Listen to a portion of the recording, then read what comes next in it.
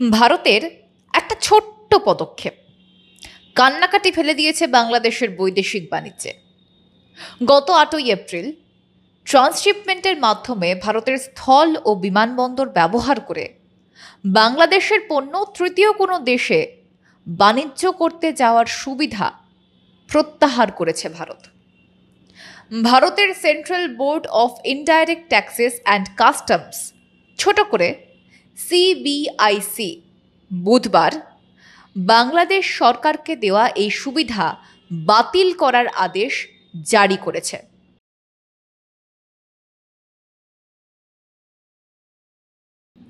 আর তারপরেই গেল রব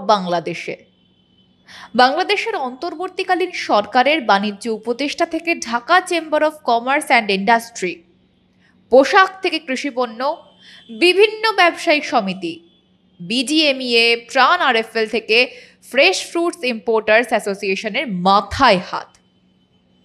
কেউ ভারতের এই সিদ্ধান্তের কড়া সমালোচনা করছেন, তো কেউ বা বাংলাদেশ সরকারকে কূটনৈতিক সম্পর্ক সহজ করার কথা বলছেন।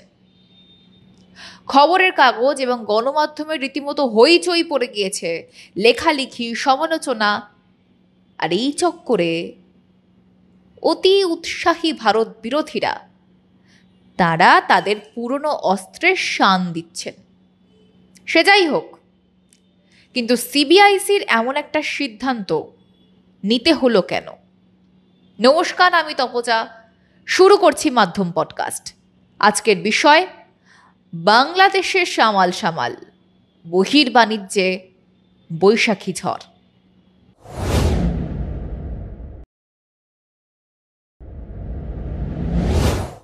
2020 সালের 29শে জুন ভারতের central board of indirect taxes and customs বা সিবিআইসি এক আদেশ দেয়, যেখানে বহির্দেশের বাণিজ্যে ভারতীয় ভূখণ্ড ব্যবহারের এই সুবিধা দেওয়া হয়েছিল বাংলাদেশকে। তখন বাংলাদেশ থেকে তৃতীয় কোনো দেশে পণ্য রপ্তানিতে ট্রান্সশিপমেন্টের মাধ্যমে ভারতের কলকাতা বন্দর, নবসেবা বন্দর এবং কলকাতা বিমান কার্গো কমপ্লেক্স ব্যবহার করার সুযোগ দেওয়া হয়েছিল সিবিআইসির তরফে। 2025 এপ্রিলে এসে সেই সুবিধা প্রত্যাহার করল ভারত। আর এই একটা ছোট্ট সিদ্ধান্তে বাংলাদেশের বৈদেশিক বাণিজ্যে লাল বাতি জ্বলার উপক্রম। কিন্তু কেন এই সিদ্ধান্ত ভারতের?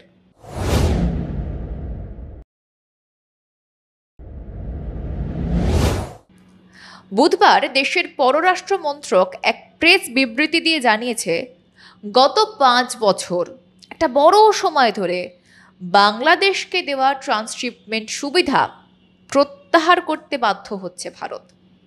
কারণ প্রতিবেশী দেশের পণ্য পরিবহন সুনিশ্চিত করতে গিয়ে ভারতের বিমানবন্দর এবং স্থলবন্দরগুলোতে উল্লেখযোগ্য যানজট দেখা দিয়েছে। সময়ের নিয়মে ভারতীয় পণ্যের চাহিদা এবং বাণিজ্য বেড়েছে। সেই সব পণ্য পরিবহন সরঞ্জাম এবং অন্যান্য লজিস্টিক পরিষেবায় দেরি হচ্ছে, ফলে পণ্যের ব্যয়ভার বাড়ছে। আর যে কারণে আমাদের ভারতের নিজেদের রপ্তানি বিঘ্নিত হচ্ছে। গোডাউন আটকে থাকায় দেশীয় পণ্য পরিবহন জট পাকাচ্ছে বা ব্যাকলগ তৈরি হচ্ছে। সে কারণে প্রতিবেশী বাংলাদেশকে দেওয়া এই সুবিধা প্রত্যাহার করতে হচ্ছে, যা 8ই এপ্রিল 2025 থেকে কার্যকর করা হলো। Bangladesh in 2020, the transshipment facility extended to Bangladesh had over a period of time resulted in significant congestion at our airports and ports. Logistical delays and higher costs were hindering our own exports and creating backlogs. The facility therefore has been withdrawn with effect from 8th April 2025. And let me clarify here, I saw some reports.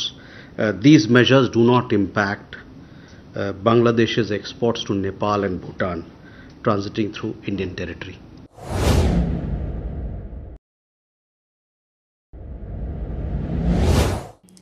যাদের কাছে এই টার্মটা জানা কিংবা অজানা, তাদের প্রত্যেকের জন্যই এই জায়গাটা পরিষ্কার হওয়া সমীচীন। দেখুন, ট্রান্সশিপমেন্ট হলো যখন কোনো একটি দেশে অন্য একটি দেশের সঙ্গে বাণিজ্য করতে গিয়ে সরাসরি কোনো রুট পাওয়া যায় না, তখন পণ্য পরিবহনের জন্য অন্য কোনো দ্বিতীয় দেশের স্থল, জল বা বিমানবন্দর ব্যবহার করা হয়। একটা স্থান থেকে আরেকটা স্থানে স্থানান্তরের জন্য সেই ল্যান্ড বা সেই বিমানবন্দর বা সেই জলস্থল ব্যবহারের প্রয়োজন পড়ে, এবং দ্বিতীয় যে দেশের পরিকাঠামো ব্যবহার করা হচ্ছে তাকে একটা নির্দিষ্ট অর্থমূল্য তুলে দিতে হয়। গোডাউন ভাড়া থেকে শুরু করে মালপত্র ওঠানো নামানো ইত্যাদির চার্জ। এতদিন ভারত সিএনএস কস্ট ছাড়া কোনো খরচ নিত না বাংলাদেশের কাছ থেকে। ফলে বাংলাদেশে পণ্যের লজিস্টিক কস্ট এবং পরিবহনের সময় দুটোই কমত। ফলে সস্তায় বাংলাদেশি পণ্য ভারতীয় ভূখণ্ড ব্যবহার করে বিদেশে বাণিজ্য করতে পারত। ভুটান, নেপালের মতো ল্যান্ডলক দেশগুলোতে যেমন সস্তার বাণিজ্য হতো, তেমনি আফ্রিকা, আমেরিকা মহাদেশের বিভিন্ন দেশে বাণিজ্যের ক্ষেত্রেও ভারতের ভূখণ্ড ব্যবহার করে রমরমিয়ে চলত বাংলাদেশি পোশাক শিল্প, প্রধান কৃষিজাত পণ্য রপ্তানি, ফ্রেশ ফ্রুটস ইত্যাদি রপ্তানি বাণিজ্য। 8ই এপ্রিল থেকে সে সবই বন্ধ।